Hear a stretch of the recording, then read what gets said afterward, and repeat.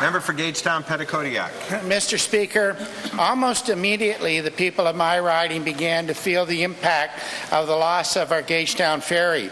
Everyone, including farmers, small businesses and tourists, are hoping that the new Minister of DTI will reverse this poor decision. Has the Minister studied any reports on the impact of the Gagetown Ferry to communities on both sides of the St. John River since taking on this portfolio? The Honourable Minister of Transportation and Infrastructure. Mr. Speaker, thank you to the member opposite for the question. And we know that tough choices had to be made if we're going to succeed in getting New Brunswick's fiscal situation back on track. One of those tough choices that was made relates to the Gagetown Ferry. To replace the ferry would cost $5 million, Mr. Speaker. The former minister went through a process with SPR, and our government went through a process with SPR, and we've had to make difficult choices, Mr. Speaker. The former minister was very clear on the decision that was made, and we're not going to be relooking at that decision. The decision's made, and it's time to move on. Thank you, Mr. Speaker. Member for Gagetown Petitcodiac. Unfortunately, Mr. Speaker, the minister didn't hear my question. The question was, did he have the opportunity to study any reports?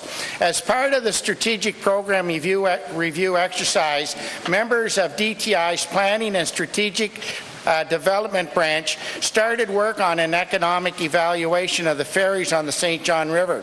Can the minister tell the House why they were told to stop this study? The Honourable Minister of Transportation and Infrastructure. Mr. Speaker, again, we understand the concern, and we understand when tough choices are made that people are not going to be happy with some of those decisions. We went through an extensive review process through SPR as a government for the first year and a half. We made many difficult choices to get our fiscal house in order. This was one of those difficult choices that had to be made, Mr. Speaker. It's time for us to move on. The former minister was very clear on the decision that was made, and all of the questions were answered at that time, and it's not something that I plan to revisit. Member for Gagetown Petitcodiac. Well, again, Mr. Speaker, it's very, very unfortunate that this new Minister of DTI has not answered either of the first two questions that were asked of him, and that's not surprising. This government did not do an economic study on the impact of the ferry. They just made a decision to close it. I understand that DTI is a big portfolio, and we all have just 24 hours in our day. I don't want to make any request that would be unreasonable. I know the minister understands how important tourism is to our province through his experience in his previous portfolio.